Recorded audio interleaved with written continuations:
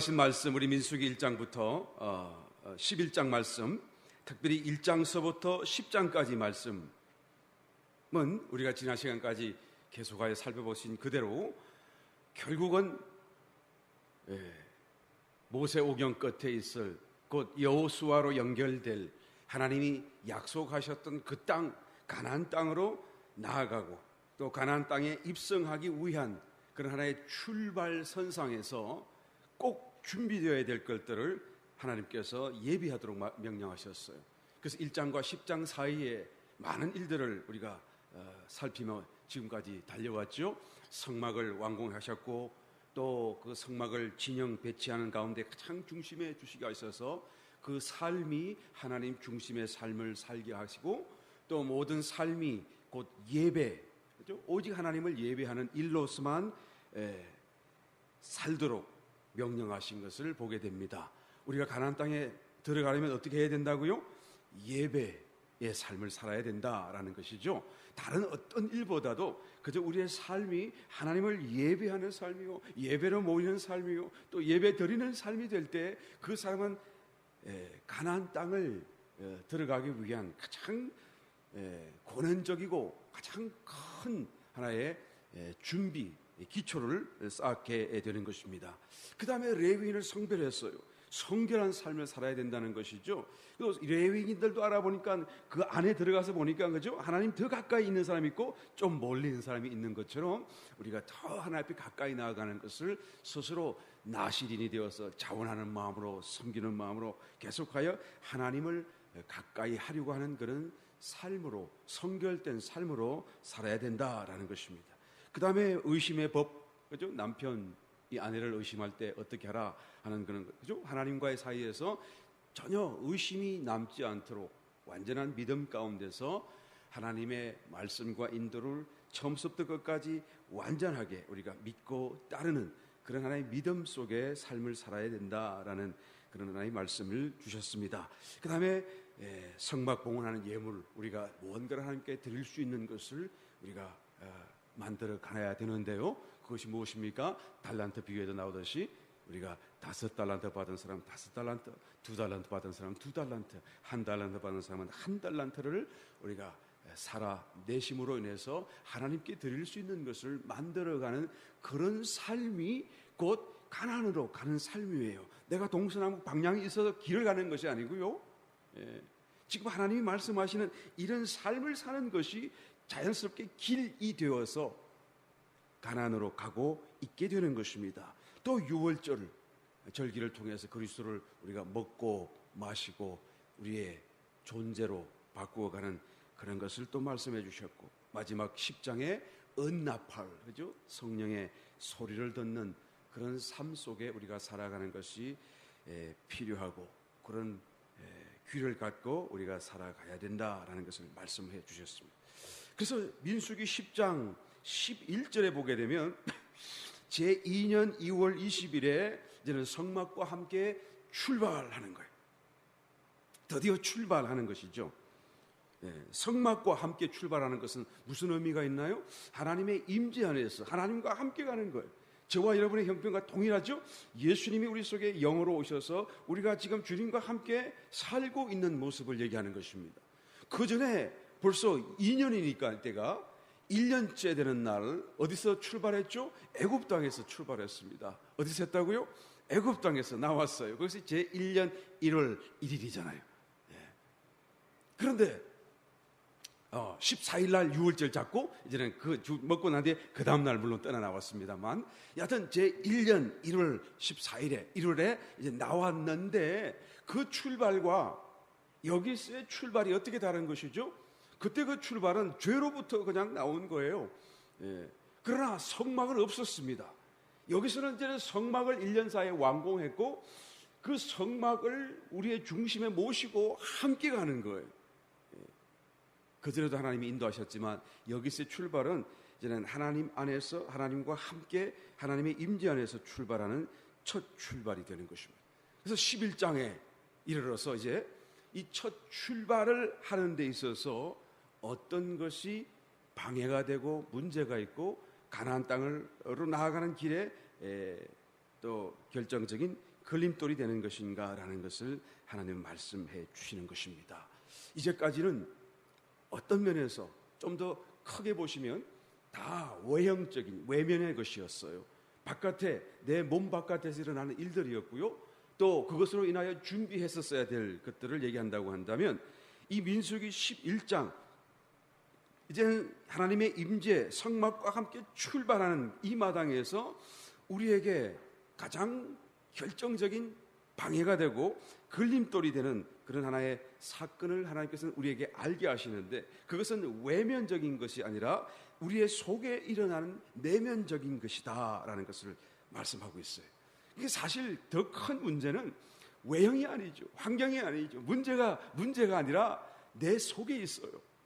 정말로 큰 문제, 정말로 하나님의 은혜에 이르지 못하게 하는 것은 사단도 아니요, 그건 내 속에 있는, 그죠? 어떤 것이다라는 것입니다.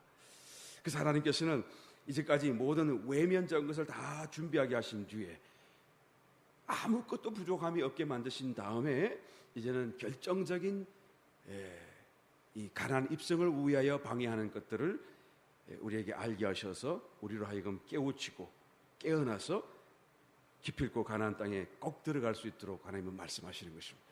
가나안 땅에 지금도 가고 계십니까? 왜 목소리가 약해요? 지금도 가고 계신 분만 아멘 하시기 바랍니다. 오늘도 달려오셨습니까? 내일도 꼭 가나안을 향해서 조금이라도 더 빨리, 조금이라도 더 멀리 갈 수 있는 저와 여러분 되시기를 꼭 바랍니다. 이것은 우리의 살아있는 동안에 반드시 해야 될, 정말 사력을 다해서 이를 악물고 꼭 해야 될 거예요. 상이 문제가 아니라 정말 하지 않으려 한다고 한다면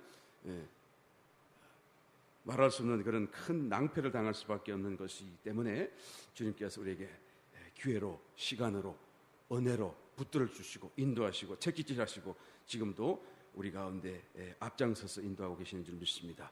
오늘 봉독하신 본문 말씀에 나타난 이 11장을 통해서 다시 한번 더 깊은 내면의 세계를 우리가 깨닫는, 그래서 더 가나안을 향하여 분명하게 나아갈 수 있는 복된 저와 여러분 다 되시기를 예수님으로 축원합니다. 여러분, 무엇이 가장 큰 문제요? 무엇이 내면의 문제인 것입니까? 11장 봉독하신 말씀 1절로 돌아가서 보겠습니다. 백성이 여호와의 들으시기에 악한 말로 원망함에 여호와께서 들으시고 진노하사 여호와의 불로 그들 중에 붙어서 진 끝을 사르게 하시매. 무엇을 했다고 그러죠? 원망했어요. 원망. 가나안 입성을 위해서 아주 결정적인 내면의 가장 큰 문제, 또 외면과 내면을 다 통틀어서 우리의 발걸음을 가장 크게 저해하고 방해하는 걸림돌이 무엇입니까? 라고 묻는다면 내가 원망하는 것이죠. 원망하는 이 원망 때문에 우리가 한 발자국도 가나안으로 갈 수가 없어요. 한 발자국도 하나님이 기뻐하시는 어떤 삶을 살아갈 수 없게 만들더라라는 것이죠. 그래서 하나님께서는 그냥 출발하는 그 마당에 이것을 지적해 주시는 거예요. 이것을 보라는 거예요. 그래서 그냥 원망하는 말을 듣자마자 하나님께서 그냥 심판을 하시는데, 어떻게 심판했죠? 그 진 끝을 불살랐어요. 근데 그 불살으심이 얼마나 급하고 강했던지 사람들이 놀랐습니다. 그래서 막 부러지졌어요. 백성들이. 살짝 붙인 게 아니고요, 그냥 확 타오르는 거였겠죠. 굉장히 급격한 심판의 불이었을 것입니다. 백성들이 놀래가지고 모세에게 부르짖어서 2절에 보게 되면 모세가 또한 하나님께 기도하니 불이 꺼졌더라. 하나님이 그냥 가운데로 확 불을 질러가지고 그냥 꽉 태우지 않고 왜 진 끝에 그렇게 불을 태우셨나요? 우리로 깨달으라 그 말이죠. 이 원망해서는 안 된다는 것을 알게 하시려고 하는 거예요. 그러나 그것이 얼마나 급하고 강했던지 말이죠, 놀랄 정도였다. 그만큼 원망이 이 다른 모든 것이 예배되고 준비되고 십자가로 주님이 그토록 값진 값을 치르시고 우리를 위하여 예비해 오신 것조차도 그것이 소용이 없게 만드는 아주 결정적인 하나의 원수의 도구처럼 역할하기 때문에 하나님께서는 적극적으로 또한 그것을 심판하시는 것을 보게 되는 것입니다. 악한 말로 원망했다. 민수기 10장, 우리 그 전에 있었던 말씀 조금 위로 올라가서 보겠습니다. 보시게 되면 무슨 말씀이 있습니까? 그들이 33절, 여호와의 산에서 떠나 3일 길을 행할 때에, 그렇죠? 이게 처음 출발한 거예요, 그죠? 제2년 2월 2일 20일에 이제는 성막과 함께 처음 출발하는 것이죠. 그래서 떠나서 며칠을 갔다고요? 3일 길을 갔어요. 그전에는 어디에 있었나요? 시내산 앞에 1년 동안 이제는 텐트를 치고 뭐 했나요? 성막을 지었잖아요. 그래서 성막을 다 완공하고 예물 드리고 막 했더니 제자들이 하나님의 영광이 그 성막 가운데 가득하게 임했어요. 그리고 이제는 2월 달이 되었어요.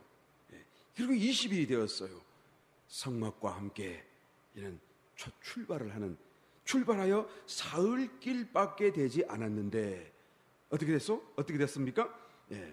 그들은 불평을 시작했다라는 것이죠. 원망을 시작했다 그 말이에요. 여러분, 여행이라고 하는 것은 본래 고생스러운 것 아니겠어요? 아무리 뭐 멋진 데 가고 아무리 좋은 비싼 여행을 한다 할지라도 여행은 불편하잖아요. 그래서 집 떠나면 고생이다 그 말이 그냥 나온 게 아니죠. 집에서는 모든 게 자기가 하고 싶은 것 하는 것, 늘 하는 것을 위해서 다 셋업이 되어 있어요. 그래서 가장 내 자신을 삶을 편안하게 살 수 있도록 만든 것이 집이고 제일 안락함을 느끼는 것이 집인데요. 그런데 그 장소를 떠나면 바로 고생길이 되는 것이죠. 여러분, 여행을 가는 중에 있어요. 당연히 고생스러움이 일어나고 불편함이 일어나고 이것은 발생할 수밖에 없는 것이죠. 광야의 여행길을 가니 더 불편하겠죠. 또 광야를 가니 그 광야 여행길 속에서 요구되어지는 어떤 그런 당연한 불편함이 있을 텐데요.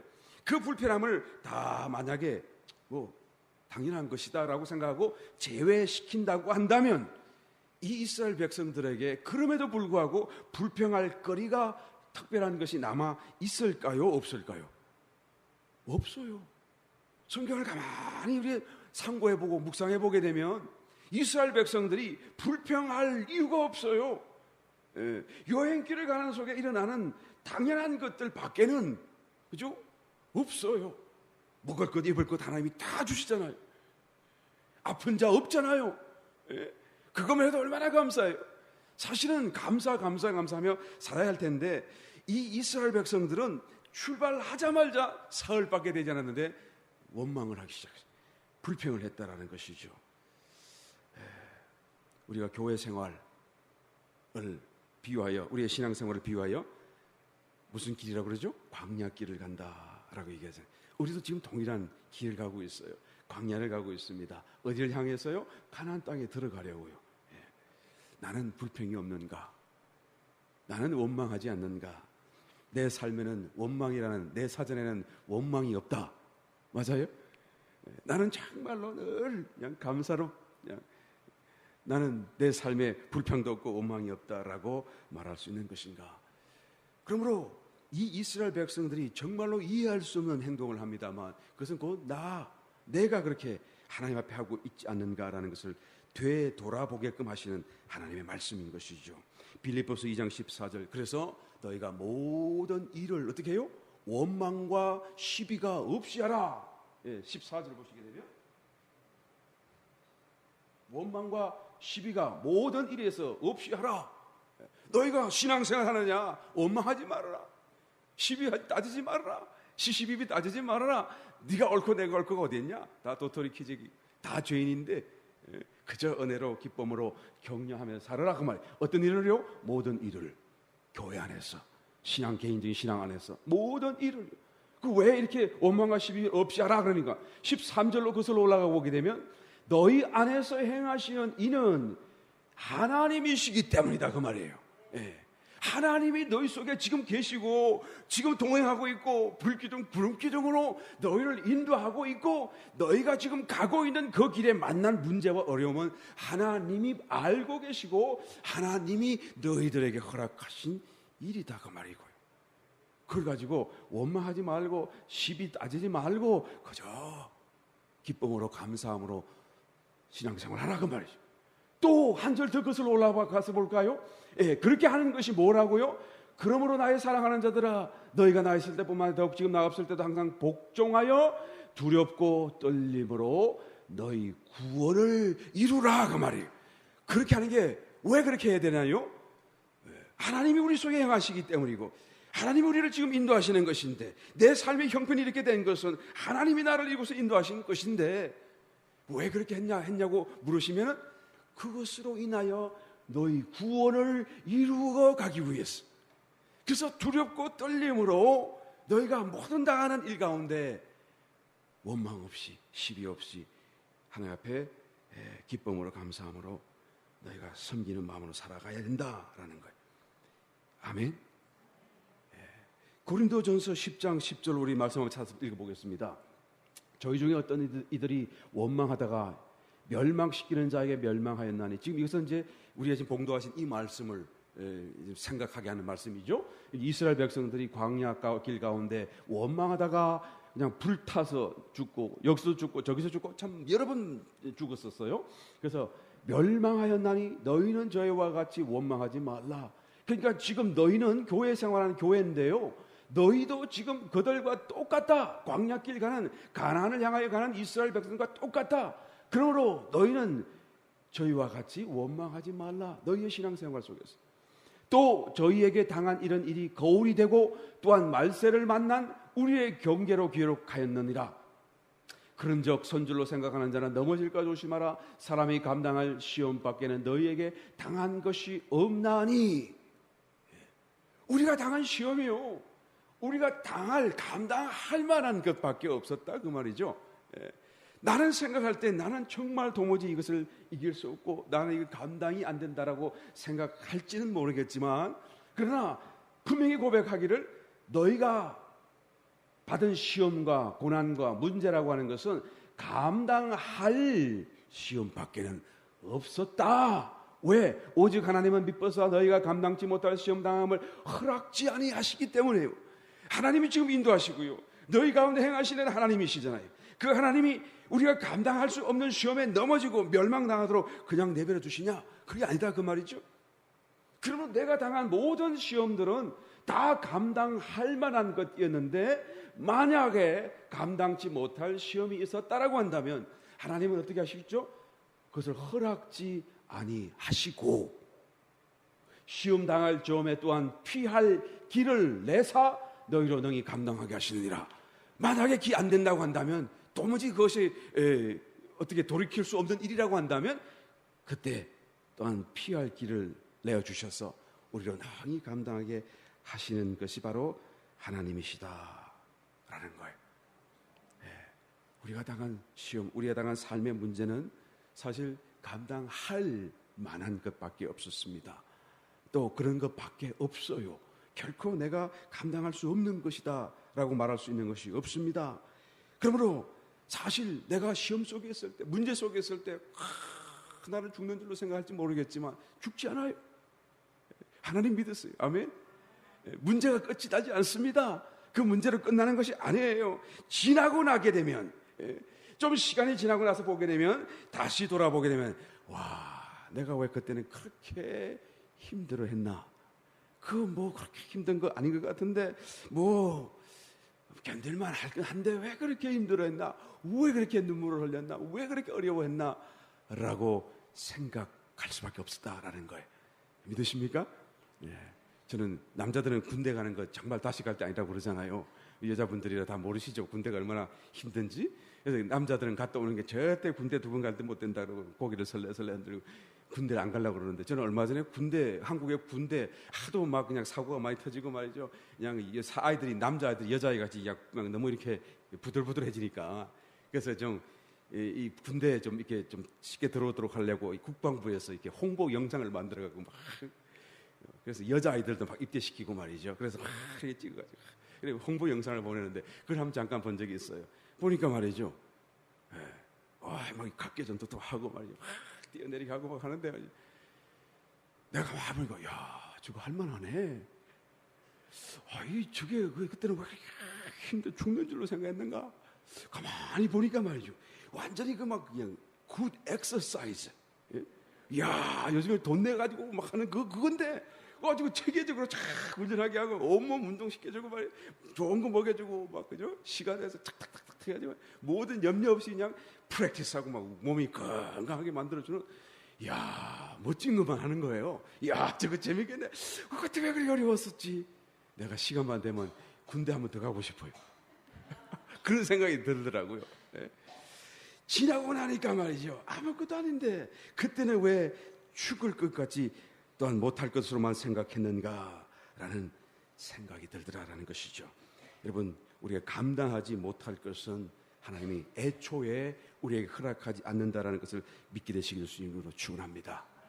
우리가 이 사실을 믿는다고 한다면, 우리가 정말로 하나님의 말씀을 믿는다라고 한다면, 그 하나님이 좋으신 하나님이라는 것을 우리가 믿는다라고 한다면 우리는 범사를 감사할 수밖에 없어요. 정말로 모든 일을 감사할 수밖에 없어요. 그렇잖아요? 지금은 내가 이해 안 된다고 할지라도 주여, 또 지나고 나면 이것이 나에게 근육 운동하고 막 좋은 것인 줄 내가 몰라서 그렇죠. 그냥 알고 있으면 더 열심히 할 텐데 말이죠. 더 감사하면서 더 그냥 문제야 뭐 서북풍가 부르라 막 나 여기 있다 그러고 하고 막 담대히 싸웠을 텐데 그 왜 그렇게 찔찔찔 눈물만 짜고 그냥 죽는 줄로 생각하며 살았는가. 아마 후에 막 급해할 때가 오게 된다라는 것이죠. 우리가 믿는다라고 한다면 감사하며 사세요. 문제가 아무리 힘들고 어렵다 할지라도 하나님을 더 의지하시고 손을 내미시고 우리가 정말로 그것을 받아들이고 아멘하고 감사하고 기뻐할 수만 있다고 한다면 바로 그러할 때에 바로 그러한 사람에게 하나님은 이제는 문제를 스탑시키는 거예요. 이제 됐다 그 말이에요. 그리고는 하나님께서는 그 문제 이외에 있을 축복으로 우리에게 마음껏 축복하시는 거예요. 원망하지 마세요. 남 탓하지 마세요. 자기의 삶과 환경과 남을 원망하지 마세요. 아멘? 아멘? 왜 아멘을 크게 안 해요? 또 원망하고 싶어서 그러시는 거예요? 원망하는 사람은 참 어리석은 사람이에요. 믿음 없는 거예요. 정말로 자기의 삶을 스스로 끌어당기고 앞으로 나아가지 못하게 하는 거예요. 하나님의 축복을 스스로 끌어당기고 방해하는 길 위에 서 있는 것이다. 하나님이 말씀하는 것이. 내 입술에 원망이 나오지 않게 하세요. 내 입술에 한숨 쉬지 않게 하세요. 아멘? 내 입술에서 남을 탓하는 말이 나오지 않게 하세요. 하나님이 나를 위한 것이다. 나를 위한 것이다. 내가 감사한다. 저 사람이 불쌍하다. 저 사람 때문에 내가 더 훈련된다. 이와 같은 정말 기쁨을 갖고 믿음을 갖고 원망하지 않고 가나안 땅을 정말로 방해받지 않고 나아갈 수 있는 저와 여러분 되시기를 주님을 축원합니다. 두 번째로 우리 내면의 세계에 또 다른 큰 적병이 있습니다. 무엇입니까? 4절 말씀 찾아봅니다. 이스라엘 중에 섞여 사는 무리가 탐욕을 품음에 이스라엘 자손도 다시 울며 가로되 누가 우리에게 고기를 주어 먹게 할꼬 우리가 애굽에 있을 때는 값없이 생선과 왜 수박 부추 파 마늘을 먹은 것이 생각나거늘. 그때 값없이 먹었나요? 죽도록 고생하고 먹었잖아 사실. 그냥 종살이 하면 얻어맞으면 죽어도 말 못하고 그러고 막 겨우 그냥 거지같이 얻어먹은 게 이건데 어떻게 이렇게 말이 바뀔 수가 있어요? 정말 내가 하나님 같으면 그냥 때려서 그냥 이래. 그런데 하나님을 인자하시고 그냥 인내심이 강하시는지 이런 엉터리 말을 하는데도 가만히 듣고 계셔. 우리가 값없이 먹었던 것이 생각나거늘 이제는 우리 정력이 쇠약하되 이 만나 외에는 보이는 것이 아무것도 없도다. 여러분 탐욕이 문제예요. 탐욕. 여기에 이스라엘 중에 섞여 사는 무리라고 그랬거든요. 4절에 보시게 되면 그 사람들이 이게 발동을 걸어요. 이스라엘 백성들에게 그냥 야 너희들 옛날에 맛있게 먹었던 거 생각 안 나냐? 여기 와서 보니까 뭐 만나가 좋긴 해도 그때 그 맛 참 브라이어티했던 그 많은 맛들 생선, 고기, 파, 마늘 뭐 얼마나 맛있었어. 그거 하나도 없는데 그게 먹고 싶지 않냐? 그러니까 그냥 자기도 모르게 눈물을 다 흘리면서 그때가 좋았어. 그때가 좋았는데 라고 말을 하게 되더라라는 것이죠. 그런데 이것을 동요시켰던 사람들이 누굽니까? 그들 가운데 섞여 사는 무리였었어요. 이 사람들은요 이스라엘 12지파 중에 어디에도 속하지 않은 사람들이죠. 어느 지파 사람도 아니에요. 그러니까 이스라엘 사람들이 아니죠. 이방 민족이었고요. 이스라엘 백성이 아니고 하나님의 백성이 아니에요. 근데 그 많은 무리가 가다 보니까 그냥 언제 들어왔는지 모르지만 하여튼 따라왔어요. 그냥 좋은 데 가는 줄 알고 애굽 땅에 있어서 별로 자기들이 뭐 앞으로 장래가 없어서 그랬는지 모르겠지만 여하튼 이 사람들 따라 나왔어요. 그런데 못 오게 할 수는 없잖아요. 근데 그냥 그때부터 섞여서 사는 거예요. 어느 지파에도 속하지 않고요. 이 사람들이 누구입니까? 성경에 보게 되면 가라지죠. 쭉정이가 아니고 가라지. 쭉정이는 본래 벼의 씨앗이 자라서 말이죠. 벼의 생명을 가지고 자라다가 하여튼 어떤 사고로 인해서 그냥 열매를 맺지 못한 게 쭉정이잖아요. 그냥 푹 끓어지 않는 게. 이 쭉정이도 나중에 불태워지고 막 그냥 날리고 그냥 큰일 나겠죠. 그 문제가 됩니다. 큰 문제가 돼요. 열매 맺어야 돼요. 쭉정이 돼서는 안 돼요. 알곡이 되어야 되겠죠. 그런데 가라지는 처음부터 벼가 아니다 그 말이에요. 이 가라지는 처음부터 생명 자체가 벼와는 알곡과는 다른 거예요. 독버섯이죠. 그런데 이 가라지가 그 속에 섞여져 있어요. 마태복음 13장 25절 말씀을 보게 되면 씨 뿌리는 비유 속에 씨앗 또 우리의 마음 터전 교회가 어떤 그런 그죠? 밭이 하나님의 밭 이렇게 비유하시면서 사람들이 잘 때에 그 원수가 와서 곡식 가운데 가라지를 덧뿌리고 갔다 그러는 거예요. 그러니까 본래 우리는 곡식만 뿌렸는데 왜 가라지가 났는지 몰라요. 잠자고 있었기 때문에. 그런데 원수가 와서 알고 봤더니 가라지를 뿌리고 간 것이죠. 가라지는 하나님의 백성이 아닙니다. 원수가 뿌린 원수의 그런 생명, 본성을 가진 완전히 다른 종류, 종자인 것을 우리는 알 수가 있는 것이죠. 이런 종자가 부추겼어. 하나님의 백성들을 꼬드겨서 자꾸 불평하게 하고 또 앞으로 나아가서 탐욕을 부리도록 만들게 하는 것입니다. 이 가라지가 교회 중에도 있다라고 말씀하시죠? 네. 우리 교회는 없어요, 물론. 할렐루야. 우리 교회는 없어요. 우리가 뭐 그냥 정확하게 내가 아니까 아무도 없던가. 교회가 좀 더 커지면 모를 수가 있겠지, 혹시. 예. 그러나 우리 교회는 없습니다. 그런데 내가 개인적으로 볼 적에 내 개인이 하나님 안에서 나는 산다고 하지만 그러나 내 몸 속에 육신 속에 이 죄성이 함께 들어와 살고 있잖아요. 그러니까 이것이 섞여 사는 무리로 비유된 것이죠. 우리 교회 안에는 없을지라도 내 속에는 이와 같은 가라지가 들어와 살고 있다라는 거예요. 이 가라지는요 사단에게 연결되어 있는 거예요. 다른 백성이고 다른 생명이에요. 그러니까 이 죄성은요 하나님을 싫어해요. 하나님의 것을 싫어합니다. 하나님과 같은 길을 가려고도 하지 않아요. 갈 수도 없어요. 그래서 늘 하나님을 반대하고 늘 다른 길로 부추기는 일을 하는 것이 바로 이 가라지죠. 그런데 그 가라지가 내 속에도 같이 살고 있다라는 것입니다. 여러분, 우리의 신앙생활 속에, 교회 생활 속에 우리가 하나님 주시는 그 만나, 영적인 양식, 일용할 양식, 우리 주기도문에 기도할 때 일용할 양식을 주옵시고 그게 만나잖아요. 그죠? 여기서 말하는 만나, 하나님의 양식인데 매일매일 가서 걷는 이것을 우리에게 허락하셨는데 그 일용할 양식으로 충분하지 않은가라는 것을 한번 되물어봐야 될 것입니다. 우리 봉독하신 말씀 속에 7절, 9절 본문 말씀을 보게 되면 그 만나는 어떤 모습이라고 말씀하고 있죠? 모양은 가시 같고 진주 같고 그러니까 색깔이 약간 반투명한 그런 아주 맑은 흰색 같은 그런 색깔을 가졌고 작은 가시와 같고 또 맷돌에 그죠? 갈기도 하고 절구에 찢기도 하고 가마에 삶아 먹기도 하고 그래서 여러 가지 방법식으로 이렇게 아마 그게 단단함에 틀림없죠. 단단한 것이지만 여러 가지 방식으로 요리할 수 있고 만들어 먹을 수 있고 그 맛이 기름 섞은 가자 맛 같더라. 참 맛있을 것 같아요. 여러분 안 그래요? 난 한번 좀 먹고 보고 싶어요. 정말 맛있을 것 같아요. 밤에 이슬이 진에 다 내릴 때에 이것이 같이 와요. 이슬이 아니에요. 이슬이 올 때 같이 내린다고 말이죠. 그래서 가서 보게 되면 아침에 가서 일찍 가서 보게 되면 이슬과 함께 만나가 있는 것을 보고 사람들이 거두어죠. 그런데 해가 싹 떠오르고 뜨거워지기 시작하면 그것이 사라져 버려요. 얼마나 신비한 음식입니까? 이것은 이 지상에 있는 게 아니죠. 하늘로부터 내려오는 하나님이 주시는 천상의 음식이에요. 그러니까 주기도문에 우리가 일용할 양식을 주옵시고 하는 그 양식을 지금 아주 하나님께서는 실제적으로 우리에게 표상하여 보여주고 있는 것을 우리가 알 수가 있다라는 것이죠. 그런데 이 만나가 얼마 동안 먹게 되었나요?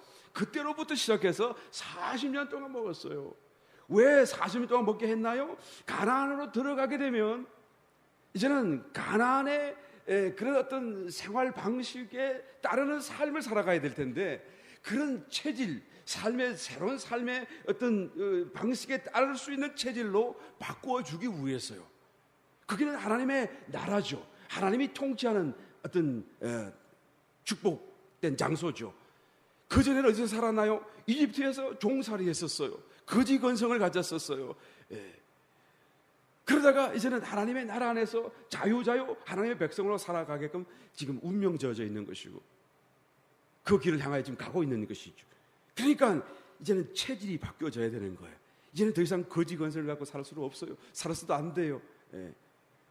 어떤 사람이 하나님이 사랑의 하나님인데 왜 사람들 하나님이 지옥 보낼 사람 지옥을 보내서 아무런 고통을 당하게 하십니까? 그 사랑하는 하나님 맞나요? 라고 질문하는 것을 종종 들어요.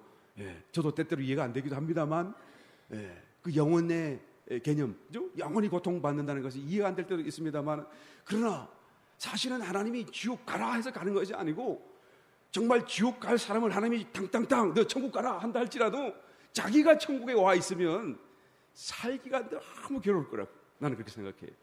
천국에 있는 것이 지옥보다 더 괴로울 거라고 나는 생각 들어요. 그러니까 스스로 천국 보내줘도 나 지옥 갈래요 하면 지옥 갈 수밖에 없는 이유가 어디에 있을까요? 그 밝고 맑고 거룩한 사람들 가운데 죄로 막 범벅이 되고 더러운 그런 모습을 갖고 어떻게 자기가 그걸 견디며 살 수가 있나요? 스스로 그냥 위축되고 스스로 눌려져서 그 어마어마한 고통 속에 부담 속에 어떻게 살겠어? 차라리 내가 고통을 당할지언정 그냥 편안하게 마음이 편할지 모르겠습니다만 지옥 가서 살지, 그죠? 그래 지옥 갈 수밖에 없을 거라고 제가 그렇게 믿어요. 그래서 지옥 가는 거죠.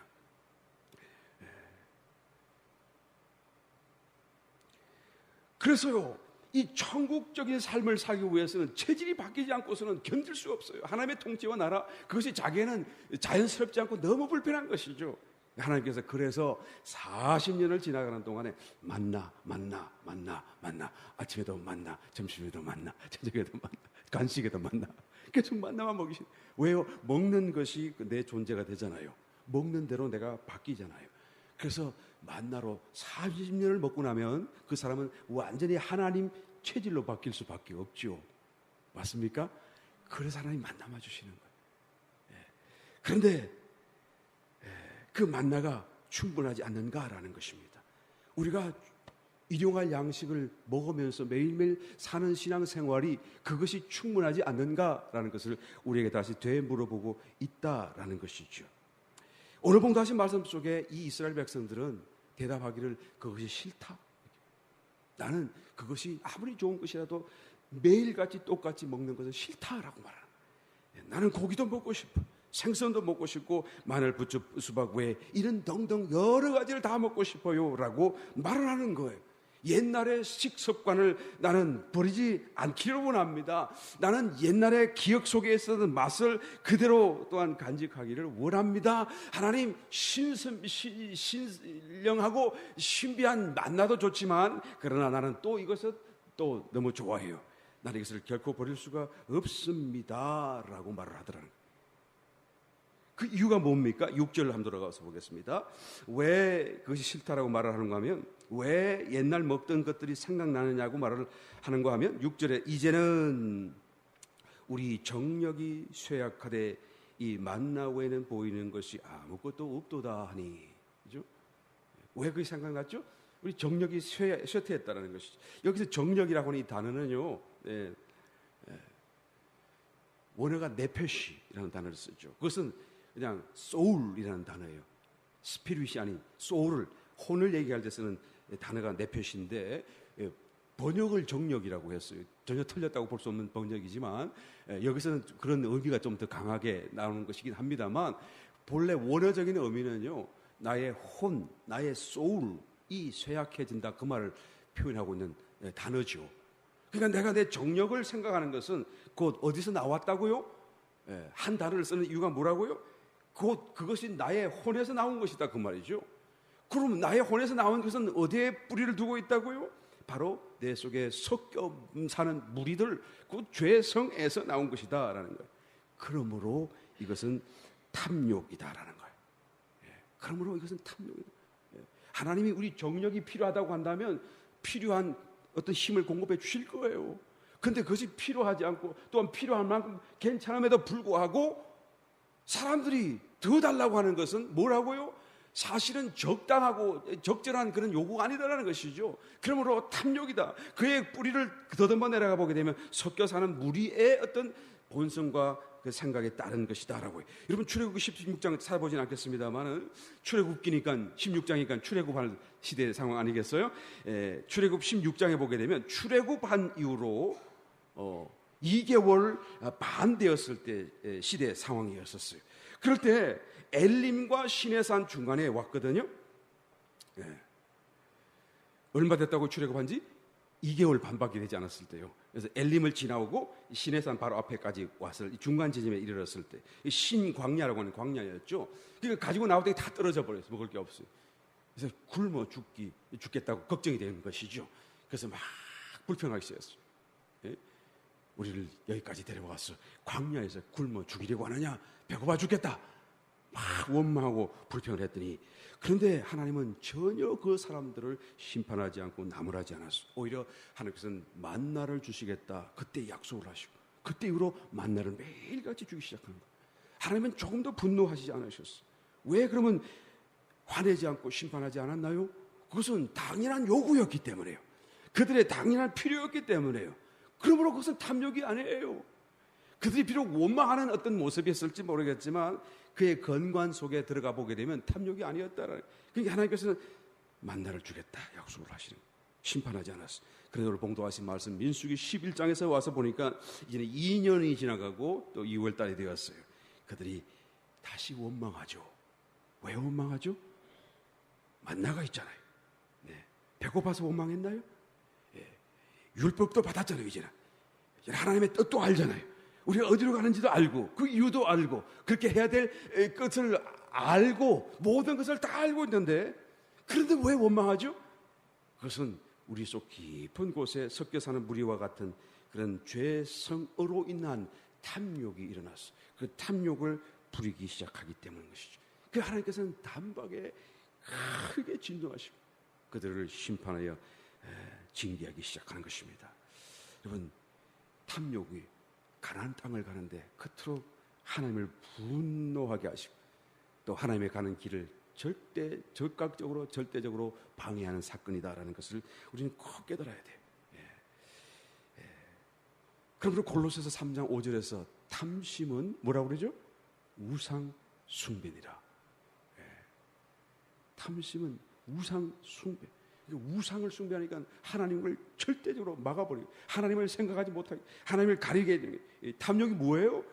내 현재를 만족하지 못하는 마음이죠. 내 현재에 가진 것을 만족하지 못, 내 현재의 삶을 만족하지 못하는, 물론 거룩한 욕심을 갖고 하나님께 더 가까이 나아간다는 것은 여러분 탐심과 전혀 관계없는, 그것은 더 많은 욕심으로 더 많은 갈망을 갖고, 욕심이기보다는 갈망을 갖고 나아가야 될 것입니다만, 그러나 그 외에 내가 삶에 있는 어떤 공급을 통해서 내가 현재에 만족하지 못하는 마음으로 사는 것은 바로 탐욕을 부리는 것이 되는 거예요. 만나가 있잖아요. 우리가 지금 먹고 살잖아요. 하나님이 공급하시잖아요. 또 율법을 가졌잖아요. 말씀을 가졌고 뜻을 알고 우리가 어디로 가는지, 하나님 우리를 어디로 인도하시는지 다 알고 있음에도 불구하고 우리가 이것 말고 다른 것을 더 추구하고 달라고 한다는 것은 우상 숭배요 탐심일 수밖에 없습니다. 그래서 하나님이 분노하셨어요. 분노를 처음부터 쏟아내지 아니하시고 그들의 기도와 요청을 들어주셨어요.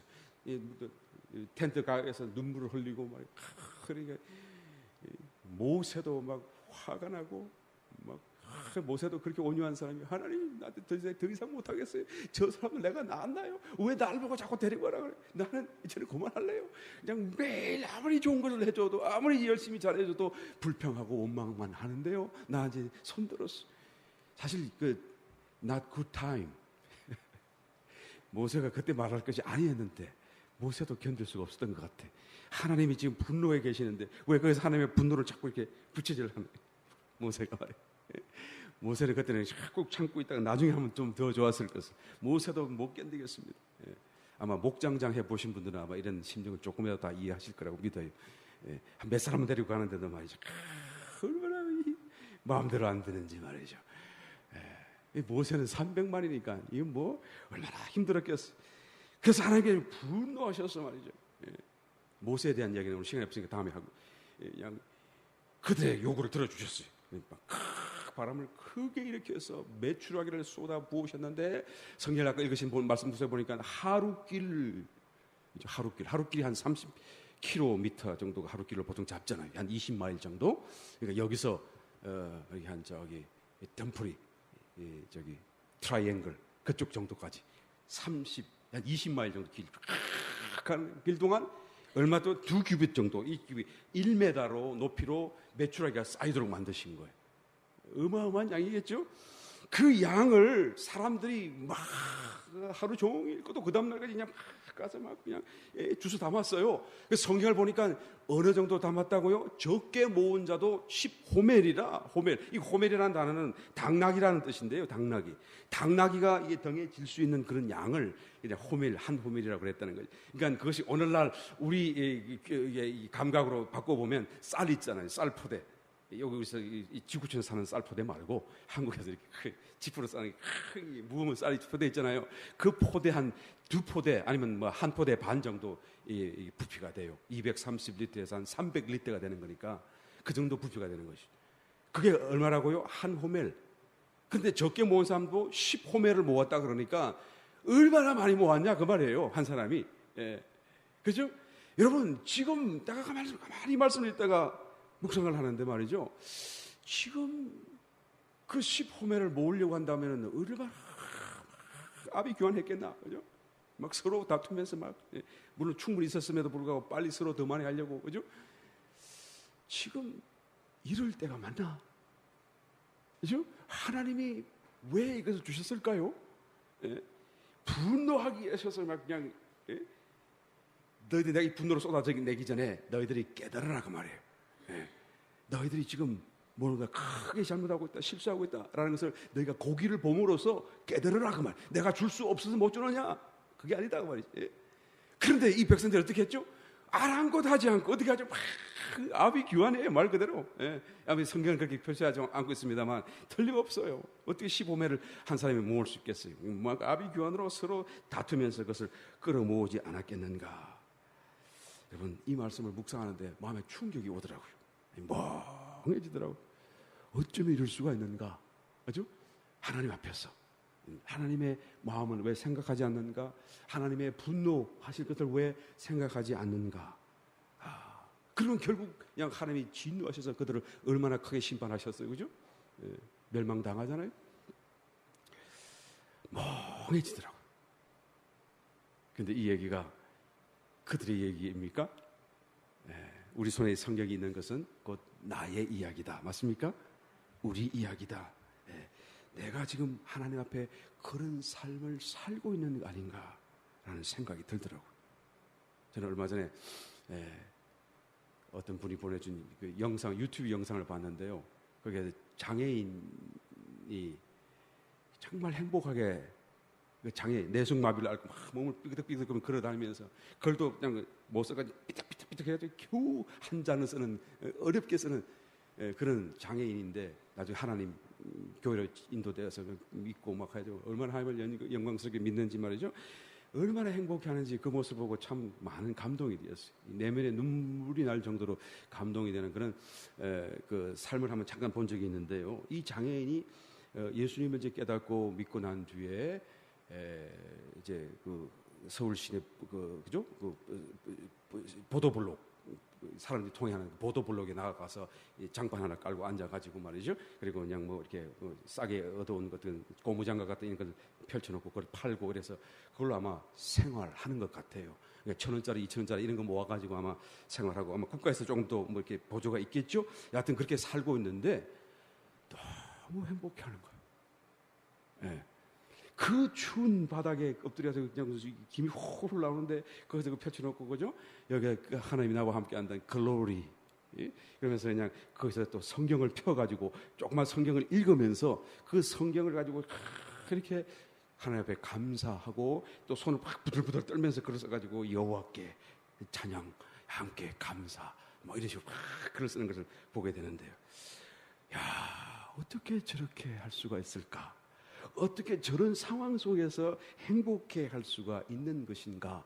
라는 질문이 계속 내 마음속에 때리는 것이죠. 네. 여러분, 우리는 정말 행복해 할 수가 이런 사람과 비교한다고 치면 정말로 행복해야 마땅하잖아요. 예. 우리의 삶이 아무리 못해도 여러분 이 사람, 이 형편과 비교하시면 너무 행복하고요. 예. 너무 기뻐하고 너무 감사해야 되지 않겠어요? 예. 만약에 이 사람이 행복해야 할 수 있다고 한다면 주님 때문에 우리는 더 행복해야 마땅할 것이다, 그 말씀이죠.